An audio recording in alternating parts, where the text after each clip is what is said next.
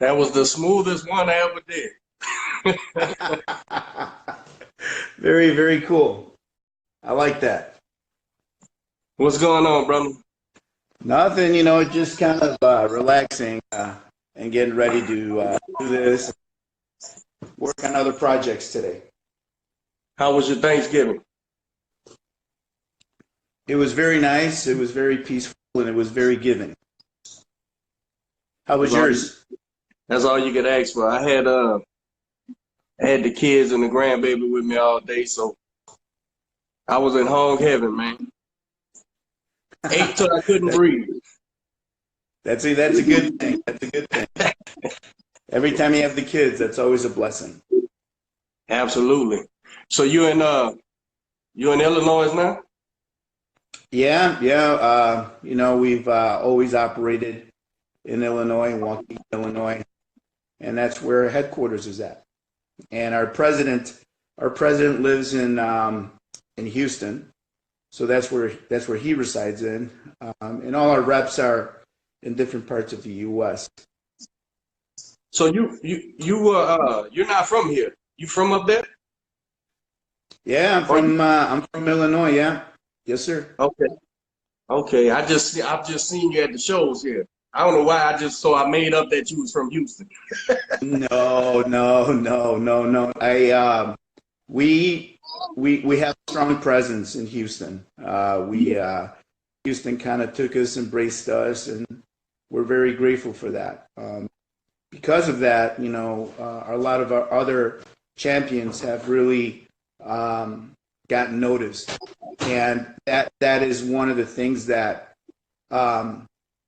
we wanted to be that stepping stone for fighters, so that they can reach and get those other bigger titles. So that's really what we're all about, Right. But I wanted to get you on here because I want to know a little bit about the ABO and how you started, how it started, and the history of the sanctioning body, No, I appreciate that. Our history is really, we're just a root organization. Our roots are very, very humble, very simple. We have when I first started the organization, I had guys that made a lot of empty promises and basically didn't want to put in the work. They didn't want to do anything. They wanted a lot of shortcuts. And when I flew to Vegas one time, I thought about a lot of things, and I'm like, you know what? I got to get rid of all these guys. I had like 6, and they're not really doing anything. They're more of a liability than anything else. So when that happened, I decided to just cut everybody. And little by little, as I'm searching, these guys are calling me. Don't ask me how. Don't ask me why. It just happened. And Leroy called, wanted to be a part of it, sat with him, talked. Now, Leroy Murphy, he's a former world champion, IBF world champion. He also got a nomination, gold medal. He didn't go to the Olympics, but he got a gold medal because back then it was a lot of politics was going on. But President Jimmy Carter gave him an award because he would have gone to the Olympics and he probably would have won because he was number 1 at that time. So Leroy Murphy, he's our chair of the outreach ABO program, ABO Cares program, and he does an amazing job. Then we have then I was introduced to Ernie Brown. Ernie Brown is hey, and by the way, Leroy is a Hall of Famer, National Hall of Famer. Oh, okay. Yeah, and then Ernie reached out to me, and then we spoke. We sat down, obviously with Leroy there. Told him what our mission and our vision is. He liked it, wanted to get on board, so I welcomed him. He was an amateur fighter, and he's also a National Hall of Famer, an Illinois Hall of Fame too. Then we have Alan Santana. He just got inducted this year, and I want to say it was sometime in April. I want to say whenever the induction was, that's when he got inducted. So Al Santana, former amateur pro fighter, does a lot of stuff, a lot of advocacy work. He has Teen Writers, nonprofit organization in California, and he does a very nice job. And he's a great supervisor. I was very fortunate to take him on. I met him actually in Wisconsin. He really liked the way we did things, and he was just a really down-to-earth person. And one of the things that I really liked about him was that he's very transparent. So, he liked me, whatever, and we just hit it off really well, and we just moved on. So that's Al. He worked with other organizations, by the way, and he left them to come to me. So that to me means a lot. That tells me that I'm doing something. Yeah, all of us collectively are doing something right. So that's that. Then Francisco Leal in Houston, out by you. He was a promoter, great guy, did a lot of things, and my deepest condolences to his entire family. His father passed away 2 weeks ago, right before the El Tigre show. It was hard, but it's very difficult. Great guy. He's really done a beautiful job in lifting the ABO to the next level, and I'm very grateful for that.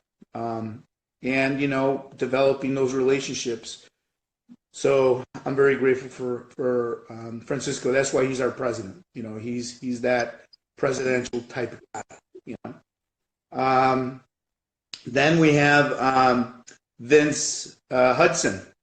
He's in California. Vince he had a really big record in the amateurs.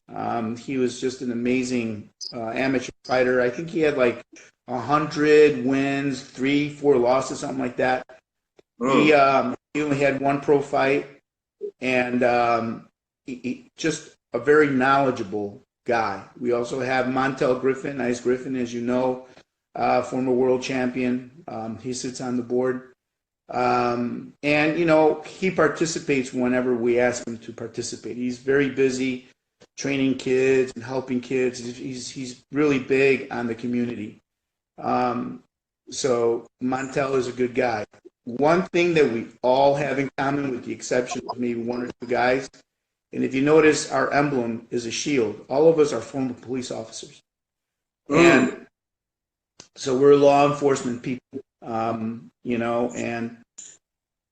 I'll tell you, it seems like you replaced that first group that wasn't doing anything with a bunch of guys participating in what you're trying to do. Well, especially they a lot of ex-amateurs, a lot of fighters. I didn't know you guys was all policemen, former police. Yeah, I didn't know that. Yeah, all of us. Yeah, that's when it comes to policy and procedures, we're very strict with that. There've been a few fighters that have been a little salty with us. We're not perfect, but as an organization, we could only do so much when it comes to states. The state, right. Like we had a situation where supposedly some guy tested positive for whatever it was. And I'm not going to go based on what people are telling me. I need to have a letter from the state. I need to have a letter. I'm not going to strip somebody just because of hearsay. And just anybody can put up anything. I need a letter from the state saying this person failed because of this. That's it. That's all I need. I don't need to know specifics. Right. If I don't get that, what am I supposed to do? Proof. Right. What am I supposed to do, right? So this guy got all salty, just salty. Then I had another guy that was mad at us because of the gloves supposedly the gloves. Now we have supervisors. At that day, I had 4 supervisors, including myself. I pretty much had everybody except for Francisco and like 6 other guys. And I'm going to tell you that my guys checked, and I checked. Now, whatever happened, now we were called to do a picture, so we left the room, but there was a supervisor there or a representative of the boxing commission. Mission. Right. Now, we had already signed, the things were all sealed. We were ready to go. Right. This is right. I mean, we're not going to hold the fighters by their hands up into the ring. I mean, we did what we were supposed to. So this guy supposedly got mad because the gloves were big. And, well, I said, listen, you got a beef, you take it up with the state. We did what we were supposed to do, you know. So there's another one. So, you know, little things like that. But other than that, you know, I'm not saying we're perfect. We're far from perfect. It's a learning process still. We're going to make mistakes, and we're going to do the things that we need to do, you know. And I'm very grateful that the guys on the board are former world champions, so they understand, you know, and we all make decisions collectively. We discuss things, and we make decisions based on the end or the outcome of that decision. What are those discussions? I've been doing this for a little while, about half my life, and I have yet to see 2 commissions agree on the way they do things. They all sticklers to certain things that the next commission don't even bring up. So it's I think as a sanctioning body, you guys know, just be prepared for whatever when you go do a show and you got guys competing for your titles, because you know the commission in the East Coast versus the commission down here versus commission on the West. It's all different. It's crazy, but it's different. Different how they do things, you know. And I've said it before, you know, one commission may be hell bent on gloves. The next commission may be hell bent on win the glove up. You know, and they all treat it as if it's imperative, you know, and as fighters and trainers, and I'm sure as sanctioning bodies, you guys have y'all particular thing y'all want to see to it, you know, y'all imperative things, but for the most part, trainers and fighters, you know, we want the gloves when we can get them, so we can be prepared and warm for a fight. And when the commission sticks there, and when certain commissions get involved in that, you know, oh, I can't give you the gloves. Yeah, you know, I've had commissions tell me, I've had a commission representative tell me, he's wrapped up, go ahead and warm him up on the mitts in his wraps. And I've had them tell me that. And I look at him like, Jesus. And I don't say nothing, because what's the point? I just go sit down and stretch my guy out and tell him, loosen up until we get the gloves, you know. And then and tell the truth, these different people they put in charge of different things, a lot of the time they green as grass. They don't know what they're doing. They just sitting there, hey, they told me don't let y'all go here. No, they told me don't give you these gloves. They told me that. So that's just boxing. I think and with you having a bunch of boxing people on the board, they understand that, I'm sure. And and let me tell you, and I'm gonna tell you who else is on there. So that was I think I was talking to Vince. Then we have Vicky Parker. She used to work for the Texas Boxing Commission. Now she joined our group, and right now she's traveling a lot, and she's going to really help us fix things that need to get fixed, because we do want to improve. We need to improve. We're going to improve. You know, that's just it. We will improve. Then we have former world champion Jesse Benavidez. A story about him, I'll tell you. About 20 years ago, I went to the WBO convention, and this was in Florida, LA, Florida. This is when the WPO was starting, just out like me, right? Just like me. Mm-hmm. And I'll never forget it. Camacho was there, Michael Moore was there, all of them got, including Jesse, right? So Right. I met with Jesse, really liked him, great guy, took pictures, and we were at the airport at the end of the thing, and I says, one day we're going to work together. And sure enough, look at this. All these years later, you know, I reach out to him. I say, hey, what do you say, champ? He's like, hey, let's do it. Then he doesn't remember that, but I do. You know, I used to admire him. And, you know, when you see somebody on television and then you want to be, you know, you look up to these guys. You're like, hey, man, one day. And then look at us. Now we're working together, you know. He has still yet to work an event for us. We almost had one this year in Corpus Christi because that's where he resides in. But some things fell through, and that's boxing. But you know, we're keeping our eye on the big prize. And 2020 is going to be just as good as 2019. We had a really good year. I'm gonna tell you that El Tigre Promotions, that whole organization, and they're just so organized. And I like the way, I just like the way they have the presentation of their product, and I'm very grateful to them. I was able to meet guys from the National Boxing Association, the governing body. Damon Gonzalez is the CEO of that company. What an amazing person. Mr. Miranda, Gustavo Miranda from the WBO, I was able to meet him. Great guy. And Tom from the WBC just 2 weeks ago. And, you know, these guys are very knowledgeable. And when we sit down and we talk, our discussions are the same, you know? And that tells me that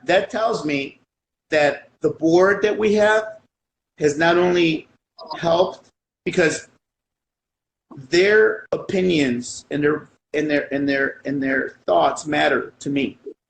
So we have that platform where all of us discuss it, all of us do our thing, but everybody walks away with knowledge. And I think that's part of the reason why we've been able to grow so fast and so organically. You know, we are very organic. We have maybe 4,000 followers, but it's a solid 4,000. Right. You know, that really know us. That has really, you know, I don't pay for ads. I don't do any of that. Everything we do is either by word of mouth, like you, like how I met you. Remember how I met you in Houston? You know, in Galveston. Yeah, it was in Galveston, sir.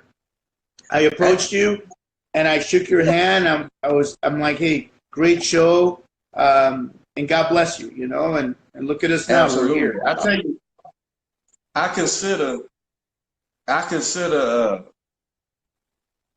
Alfonso a friend now, and just we hit it off over boxing, just being boxing guys, you know, and but El Tigre, man, I haven't met a person over there I don't like, man. All of them, they're a great group of guys. They run their thing like a machine. If they're frantic, you wouldn't know it. You wouldn't know it because they run it like a well-oiled machine, man. I tell you, I really like those guys, man, and they do a lot for the fighters. They give so many fighters opportunities to be seen, you know, putting them on the card. Hell, the other night, man, and I wasn't able we were supposed to be out there, and some things came up, but I watched it, you know, I watched it from social media, and hell, he had about 15 fights on it. Yeah, I had 14 fights. Yeah. They give guys opportunities to be seen, man, and in the business of boxing, you know, the outsiders don't know. They buy the tickets, they want to see a fight. It's a hard business, man, and these kids, they're these young people, these young fighters are really contractors, man, and they trying to get eyes on. They Big try to time. get eyes on him, get seen. Hopefully, you want to see him again. So and that's for the journeyman. That's for the guys building a record. That's for all of them. They all want to. You how many shows you go to? Kid might be 500. Hell, he might be a little on the losing side, but he's gonna show up. He's gonna fight. And And let me tell you something about that. you're I'm excited. glad you said that. Those guys that have those records have fought for our titles and have beat guys that are undefeated. And they have put on some amazing shows. Let me tell you something. I'm going to talk right now. I'm going to send a shout out to Sharetta Metcalf. She's our regional featherweight champion. She's #1 in the nation. She has an amazing record. I believe she's undefeated. And I'm going to tell you something. She is amazing. She's not only beautiful, but she's quick with these hands. And there's a reason why she's #1, right? Now, Right. There was a guy that was also an ABO champion. And don't worry, Sharetta, I'm going to send you one. I promise you. All right, just send me your size and I'll send you one. And thank you for checking us out. I'm going to tell you that the work that this guy put in going into this fight, fighting a guy that was undefeated, and then knocking him down and then winning a split decision at the end was just incredible, kind of like a Rocky Balboa fight, right? And we've had 4 or 5 of those. And I think that's what has given us popularity, because we don't focus on those guys that are undefeated. There's a lot of other good fights. Joe DeGuardia had another guy that fought in welterweight, was supposed to be the guy that was undefeated. And Dennis Okolov from Nigeria that lives here in New York beat this guy that was #1. Right. So, and then he came back a month later and defended his title and beat another guy that was undefeated. He sends me a message, says, "Hey, thank you for the opportunity." That's what the ABO is all about. And you know what? A lot of these guys are not given sometimes those opportunities, and we want to be that stepping stone. Sometimes, things happen in this industry, right? And I'm just grateful that I'm in a position with my entire team to make a difference in the sport and to make it impactful. So, and once again, I don't think that we would have gotten this far without the help of the entire staff. The entire staff is just unbelievable. What I don't do, the other guy does. What the other guy doesn't do, I do. But there's always communication among all of us, and that's what I'm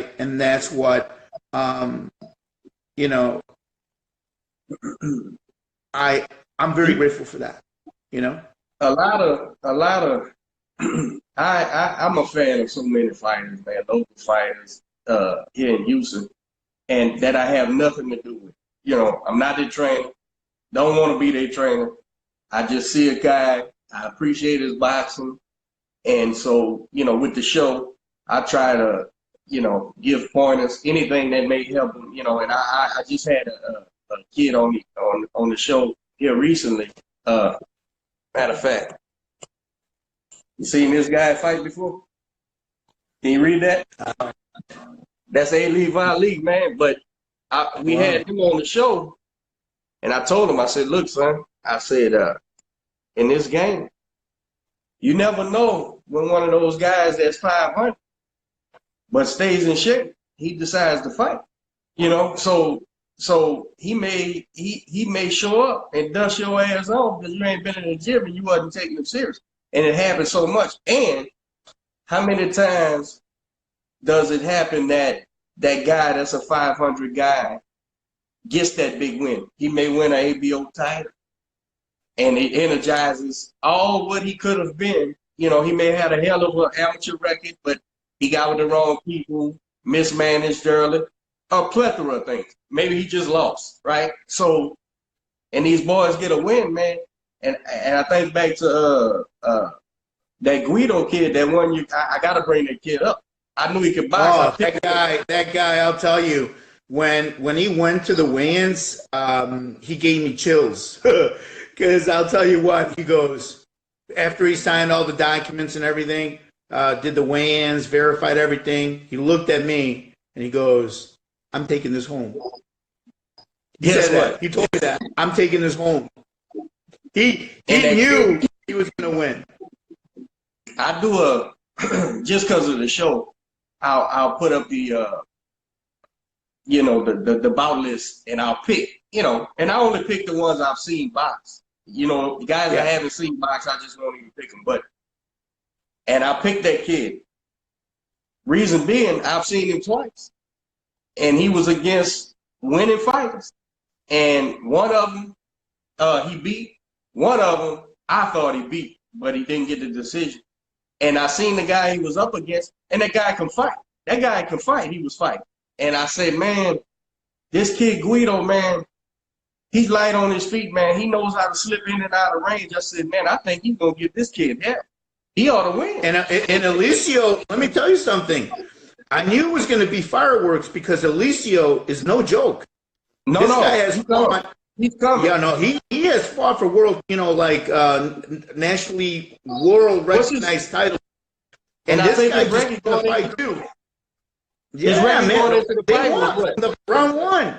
It was a war. Yeah. Amazing. And I seen the Alicio kid, I think on the Galveston show, and he was banging out. And I seen he was going into the fight, 13-1 maybe? 13-2 maybe? And Guido's record is what it is.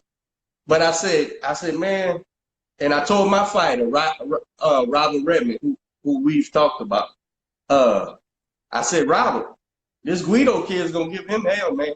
I'm going to pick him. I'm going to pick him. You called it. Look at that record, man. I said, I don't give a damn about his record. I've seen him fight. You're right about that. You're right. And if he decides to fight, and listen, Alicio fought to the end. He was in there banging to the end. He wasn't absolutely. Both guys. And let me tell you, in my eyes, both were champions. Listen, I heard the people sitting next to me, and they're like, "Oh my God, this is a war." And let me tell you something. Alicio has nothing to feel bad about because, man, this guy brought it, and so did Alicio. Right. It just happened to have gone that way. But I'll tell you what a war. It was very entertaining, and there was not one person in that arena that did not love that fight. That fight was just unbelievable. Watching it, I was hot, man, and I wasn't there because it was such a good fight. And I tell you, man, being the ABO guy, how good it had to feel great how he rejoiced at the end, man. That who appreciated that more than that kid there? To put the strap around his belt, around his waist. That kid's a fighter, man. Oh, that was beautiful. It was tremendous. It was. Thank you so much, Derek. That means a lot to me because that's where a lot of thought went into the ABO. Right before my father died, I told him that I was going to do something in boxing, whether it was going to be huge, small. I was going to do it because I knew that I could do it with the right team. And with the right team, anything can happen. And I'm just so grateful to the guys, to Chris from LT Grip Promotions, to Alfonso, for giving us really the opportunity to showcase who we truly are. And now I'm going to send a shout out to all the promoters that have always been there for us and that have been loyal to us. And I think that they really like the way we do things.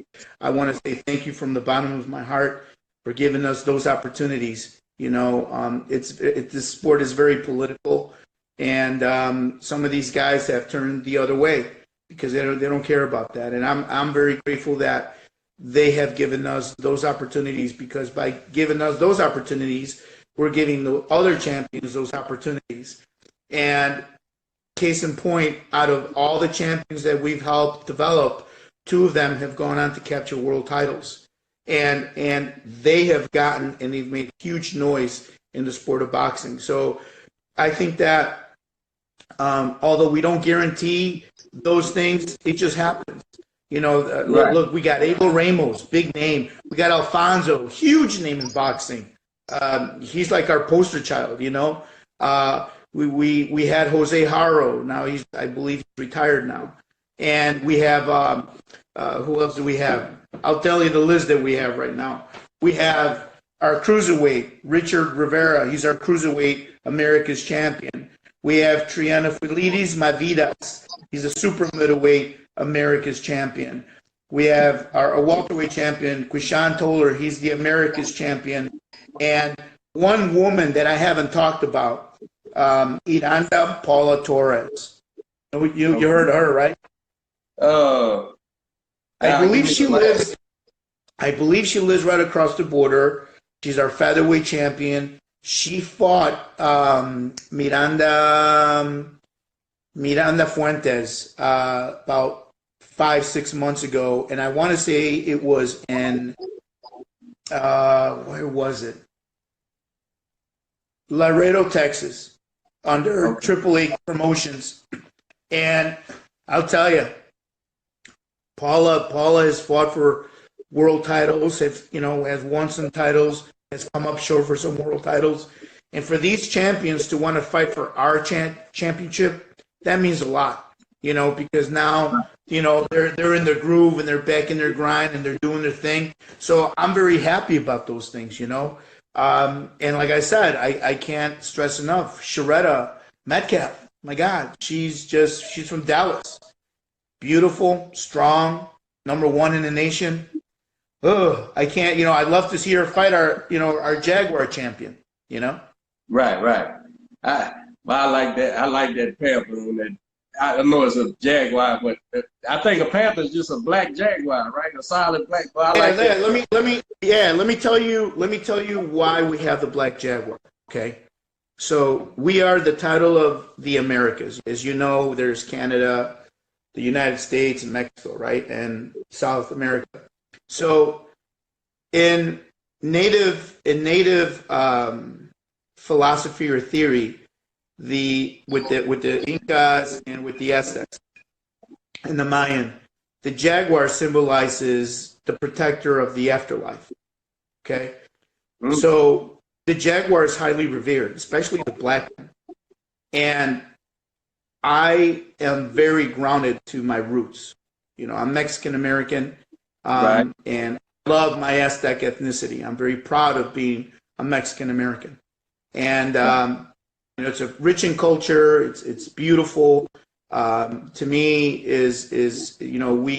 we represent two great nations: the indigenous, the Aztecs or the Mayas, Incas, and the Spanish. From Spain, all into one. Right. So, to me, it had a symbol. The ABO had to symbolize something that was significant. And I love it. How much more significant can a jaguar be? Because it is the gatekeeper. And that's our gatekeeper for them to go into world titles. And look what's happened. Right. Look what's happened. Right? So that's why we have a black jaguar. The fact that it wasn't just a cool symbol makes it even better. There's significance with that. And we make contributions to the there's a place in Costa Rica where they it's a sanctuary for abused animals, and the jaguar is one of them. So we'll make $100 donation, $50 donation. It's something, we want to do that because that's our gatekeeper to our champions. And I'm going to tell you this, that we want to be the American title of the Americas. We don't inspire to be a world title.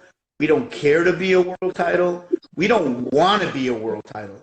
Okay? Right now you have all those other bigger organizations doing their thing. That's great. We just want to be the American title of the Americas. We want to provide all these other guys those opportunities.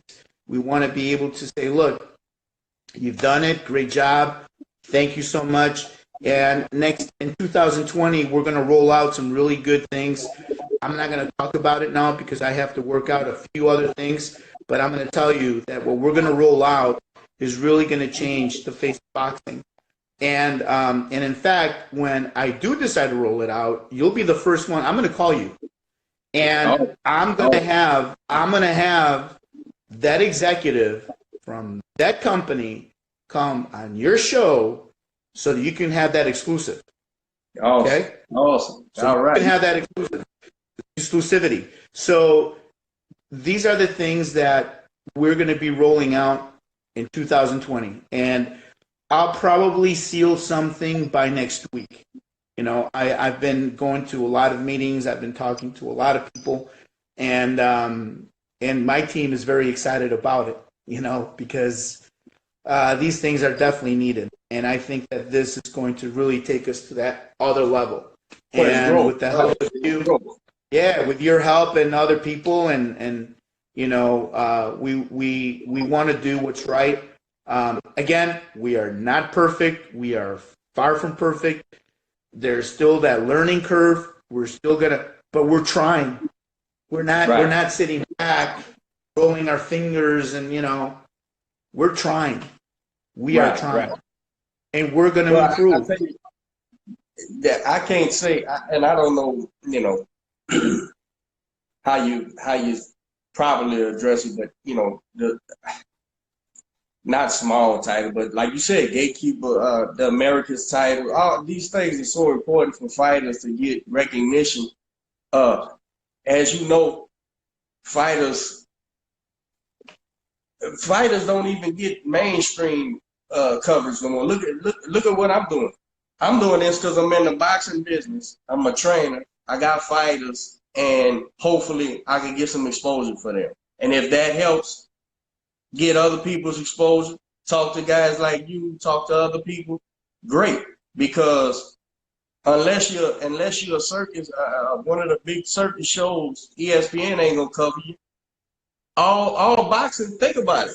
Most of your boxing media is a guy with a camera, man, who's a boxing fan. Whether or not they know boxing is little consequence. They put the camera on and they go to Vegas and they go to wherever and they cover the sport. And that's really, we need it. We need it because mainstream media only covers, you know, they might cover a Fury fight now and Canelo. But think about it, you know, the mainstream media, you don't even see the ESPN fights on ESPN sports coverage. You know what I'm saying? They don't even talk about it. So we need things like this. We need titles like yours to give these kids recognition and give them a reason to keep fighting and motivation to keep going because we really under, how would you say that? Under covered, I guess. You know, they don't even with the big money fights, you know, huge. You think an athlete like Canelo, 300 some odd $million, Fury got that $100-something million for ESPN. That's baseball numbers, right? You would think it would be more, you know, I seen yesterday they put out the numbers on AJ. AJ's gonna make $85 million on this fight, and I think they said Andy's gonna make 16. So, wow, you know, that's ridiculous numbers, and outside of the boxing media, shows like this shows, you know, and there's plenty of shows all around, but it's just a guy who's a boxing fan who's started a channel and he's trying to cover it, man. We need it. It's important. I think it's well, it is very important. It is really important because let me tell you something.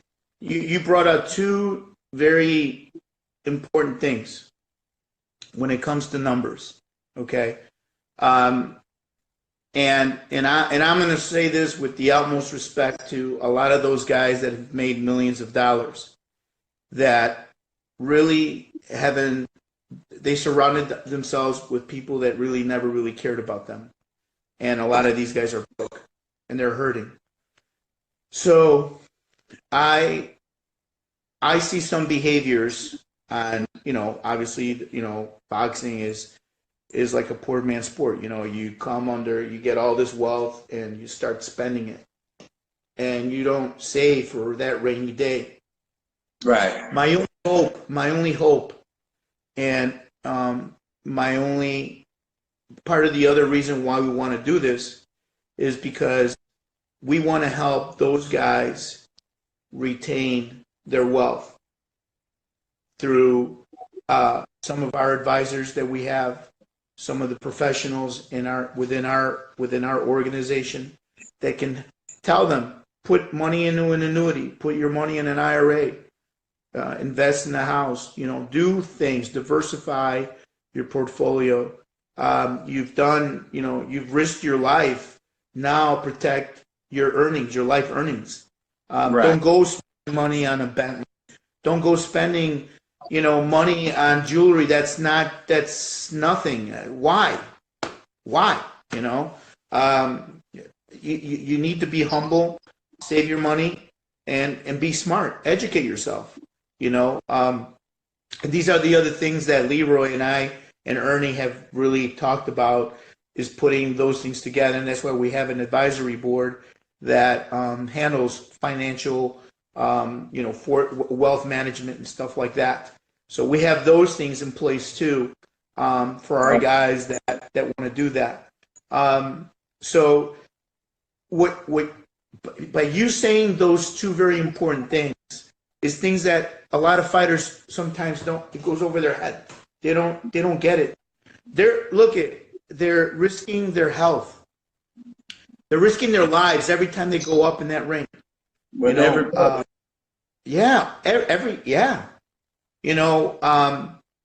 Making weight, you sacrifice your entire life. You get guys that have done the impossible, and look at them, they're in the gutter now. That's not right. As a governing body and head of this organization, I am committed in making that number one priority, to making sure that these guys don't end up like that. I'm very grateful that the ABC created a fund for fighters that are hurting. Right. And if you go into their website, the Association of Boxing Commissioners, people make contributions to that. It helps, fighters that are in financial need. And these things are very important. And I'm really glad that California has a pension fund for guys in California, but there's certain criteria you have to meet. All those things are very important. I'm glad you brought that up, because not too many people talk about it. And they don't talk about it. They don't care. I don't think it's one of the things in the priority. I don't know. I'm sure you've talked to some fighters that can't really articulate a sentence, or can't even shake their hand because their hand is hurting. They're so busted up. They walk like this, and you try to help them. They're so fragile now from all those punches, all that weight loss. That breaks my heart. There's an organization that my friend Vince Hudson started. I hope you participate and join. I'm going to tell them about you. It's called the Chicago Brotherhood, and it's all the big time fighters, all the champions from Chicago. It's Vince Hudson. He's on my board, and I'm going to tell you that he has really done an amazing job in getting all these guys together. They have an annual reunion. He asked me to be a part of it, so I'm also a part of it, trying to help him with ideas, put things together for their guys. Because any material that we put out, say, for example, this thing I just told you with the ABC, well, maybe it can help 5 or 6 guys in their reunion. Right. And now with our affiliation, or hopefully with the partnership that I'm looking to get from the Department of Human Services, it'll be even better, because now we'll be able to help those guys get the Medicaid, get the all these public benefits that can help them for right now. We're going to do some amazing things, and I'm going to tell you that I'm very grateful to people like you, Derek, you have no idea how grateful I am today. Because I think that your program And I'm not saying this because of who you are. I'm saying this because of your program. Your program enlightens people, and Right. it allows young warriors, young athletes, to kind of sit back and process Wait a things. minute. Right. This, Wait a minute. yeah, this podcast is very important. Whether it's this interview, whether it's another interview, but what I love about you, kind of like my friend from England, Dan Hewitt, you Yeah. you guys provide education. Right. You That's the guys, point. you guys, yeah, oh, very important, Derek. Right. You know, there's that. It takes that special kind of person to. I mean, you're not getting paid for this. I'm not getting paid for. Not at all. Daniel's not getting paid for that. It takes professionals in this industry to try to make a difference, and that's what you're trying to do. That's what I'm trying to do. That's what Dan's trying to do. And I mean, are we saying that we're the best? No. No. Am I saying we're perfect? No. All I'm saying is that we are taking a proactive role in trying to make a difference. That's all I'm saying. I feel like if I can open a window where young fighters and fans too, if they fans of boxing, if I can open a window and the guys can peek in and go, wait a minute, wow, I didn't realize this is what it's about. You know, this is what these guys put themselves through. This is you know, when you knock all the dust off of it, we're talking about head trauma is the object to our sport, right? So all these things, what you're talking about, you said 4 or 5 guys. Look, 4 or 5 guys, helping 4 or 5 guys get help for the rest of their life or in life period is tremendous. Is a tremendous difference, man. You said one thing that we all know. Poor man's sport, right? I think in the equation of successful prize fighting, you have to have a little poverty in there, right? Because they got to have something to fight for. They can have nothing else. You know, that's what it takes to get there. And one thing that goes with poverty is financial illiteracy. They don't know. So you give a guy, a great fighter, but he's from nothing. Who knows his background? You can give him $25 million. Hell, they've done given him $300 million. And in the end, they got nothing, right? So, because what does poverty people do? They want to take care of everybody. Now, totally not smart, right? Because you got the money to say, hey, buddy, no, I'm not going to give you nothing, but what I'm going to do is we're going to buy that fleet of lawnmowers or that convenience store, whatever you do, whatever your background is, and we'll try to come up with a way to make capital that you earn, you know, seed that money. And for these guys, I heard one day, you know who J-Rock is, huh? Juan Julian Williams from Philly. Mm-hmm. Mm-hmm. Bowled me over the moon. I seen a video. He said he got his first shot. I forget who it was. I think it was the fight before the Cholo lost. And he said, that was my first big money fight. And when he said big money, I think it was like $250,000, right? Now, $250,000, he said, let me tell you something, man. My coach, the unsung heroes, right? The guys who was there in the mud with you. He said, my coach wouldn't even let me cash that check.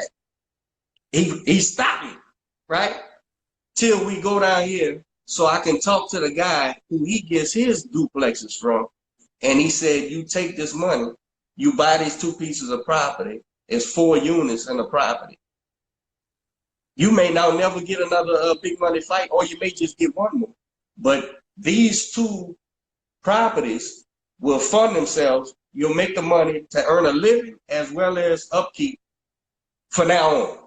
When boxing goes on your first big check, he said, but you can't go buy the car. You can't go buy the chain, you know, the gold chain. You can't go get mama the biggest diamond in the world right now. But you'll never have to work for nobody again. What you want to do?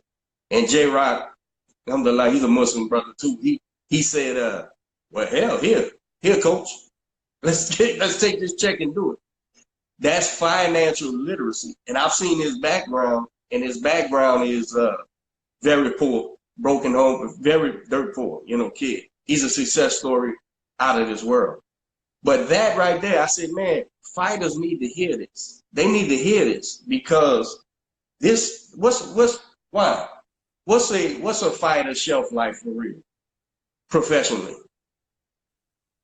Anywhere from 5 years to at the longest 12, maybe, right? You don't get, right.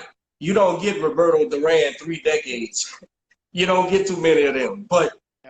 But my point is, if a fighter does put himself in a position to get a big a lump sum of money, right? If nobody's there to tell this kid, hey man, freeze. Don't go to the car lot, right? Don't go to the jewelry store.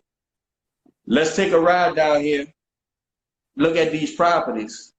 So when this boxing thing's over, you have money. You have a seat. You have something for the rest of your life.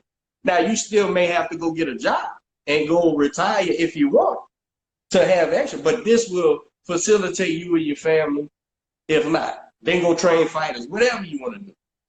And people need to hear that, man. People need to hear that, especially these young fighters, man, because they come from the bottom. I tell my kid that I built from the ground up, 2-time national champion, we sitting here at 6-0, right, as a professional. And what I'm telling you right now, he and I done had this conversation plenty of times. Son, right, if we get there, if we get this, what you gonna do? Well, coach, I was talking to my dad about because he does the trucking thing. That's what I want to hear. You know what I'm saying? Let's think about if you do get that check. If you do get that check, when you walk away from this thing, you do what you love. You go train fighters, do whatever you want to do, but you have an income. You have an income coming in that you don't go work for somebody or say, man, remember that time I made the $2 million and I gave everybody, and I don't know where they're at now. Financial literacy is very important, I think. And not that I'm no financial wizard, I'm a working man. I wish I'd have knew some things before experience, right?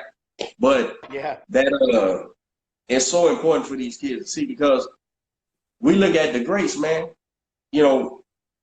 My hero is Tommy Hearns, man, and he had to file bankruptcy, right? Joe Louis, he's probably the most famous story. They all think, once they make it to that level, that big payday, I'll just knock somebody else out, right? Tyson's famous for saying how Don King kept him on the string with hell, he didn't even know what his purses was half the time. Because when he wasn't fighting, he just said, Don, I need $1 million.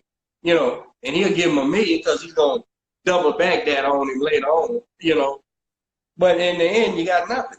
These fighters need financial literacy as well. And so what you're talking about, portfolios and all that type of stuff, and knowing where you're putting your money and where you should put your money, what you should invest your money in. These kids need this just as important as they need titles. The titles will facilitate that, I agree with you, man. I'm all on board with that stuff, man. I sit back and I go, man, the amount of fighters who made multi-millions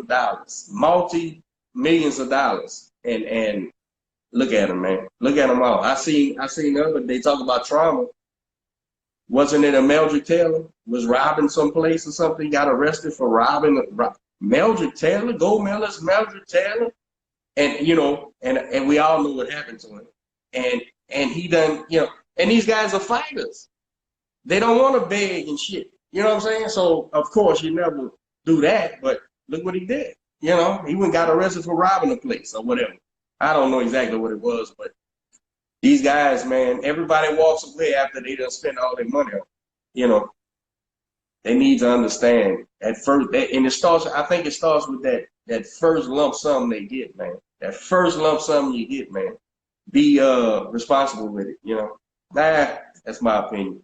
No, and that's a very good opinion, and I think that um, I'm gonna let fighters know that whenever you hear somebody say something negative about a person that you don't really know, but that has tried to make an impact on the sport, ask yourself, why are they saying that? Why is that team saying those nasty, bad things? Is it going to affect maybe that group? Is it going to affect? Is it going to affect their pockets maybe? Is it going to, always ask yourself that question: why? Why are they doing it like this? You know, um, in this industry, I've learned to kind of balance a lot of things, you know, the negative with the positive. And, in the embryo stages of the ABO, American Boxing Organization, I learned to know all that. There was a guy that was passing himself as me, getting money from all these other guys. But Yeah, yeah, this person right, didn't know that I'm a former cop and that I have a lot of friends in law enforcement. right. And guess what? Guy got caught, and now he's in trouble. Mm, So, good for him. yeah, sometimes people really like blow my mind, but Stupid uh, people get stupid awards, right? pretty much, they get stuck on all sorts of silly stuff. But at the end of the day, I'm gonna say this, that young fighters, ask yourself the why first, with anything. Why is this group saying this, or why are they saying that? Find out the whys. Find out the whys, before I you made a. make final decision. I was at yesterday. I was the other day. I was at a gym and we was doing some sparring. Top gym in Houston with a top trainer, and we was talking. He said, and he says, Coach, he said, man, he said these guys is crazy, man. I said I got 25 seconds remaining. I'll just pull it back up and send you another thing. I think it.